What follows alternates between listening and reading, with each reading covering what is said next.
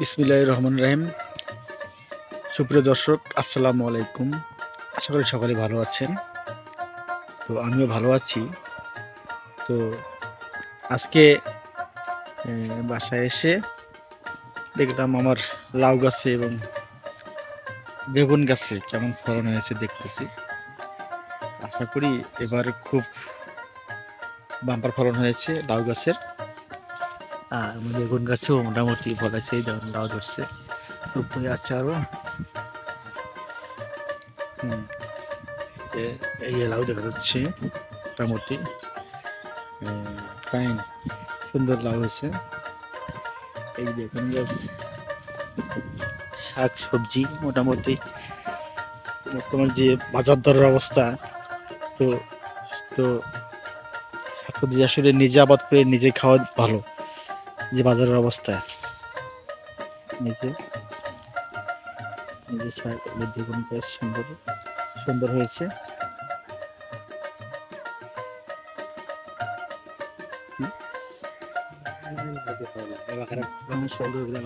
এই যে ফুল এসেছে মোটামুটি, এই যে আমার বেগুন গাছে ফুল এসেছে। হ্যাঁ, আর হয়তো বা সম্ভবত কিছুদিনের কয়েকদিনের মধ্যে ফল এসে যাবে। কোনো স্প্রে করা লাগবে নাকি সেটা অবশ্য জানি না। তারপর কোনো রোগ টোগ আপাতত নাই। যদি কোনো স্প্রে করা লাগে তো আপনারা একটু কমেন্ট করে জানাবেন যে আসলে কি স্প্রে করা লাগবে, তাতে বেশি ফলন হবে। এটা একটু মোড়া মোড়া ভাব হয়েছে। এটা সমস্যা, একটু রোগ সৃষ্টি হয়ে গেছে। কি করা লাগবে দর্শক, একটু আপনারা যদি কেউ জেনে থাকেন তা আমাকে একটু কমেন্টের মাধ্যমে জানাবেন। আর এই যে শাক মোটামুটি ভালো হয়েছে। শাক খাইলাম, অবশ্য খেয়েছি, সাথে কিছু মরিচের গাছও লাগাইছি এই যে মোটামুটি। তারপরে টমেটোর গাছ লাগানো আছে, এই টমেটোর গাছও আছে এখানে।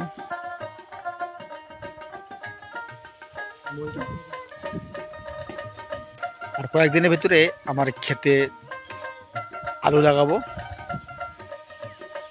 দর্শক। এবার আমি মনে মনে স্থির করেছি যে আমি রোমনা আলুটা লাগাবো।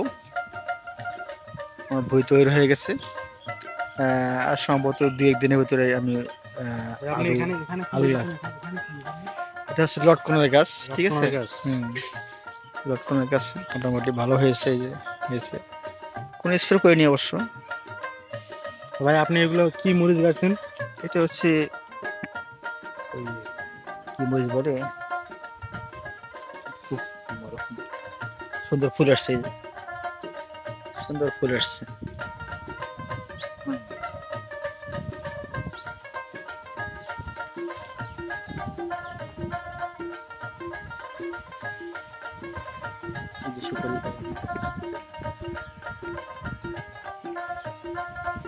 আপনি কি পুকুরটা কি এবারে মাটি ভরাট করবেন? হ্যাঁ, পুকুরের ভাবে কি ভরতে পারতেছেন না। মাটি ভরাট করে আবার এখানে কিছু ফলমূলের গাছ লাগাবো। পুকুরে মাছ আছে,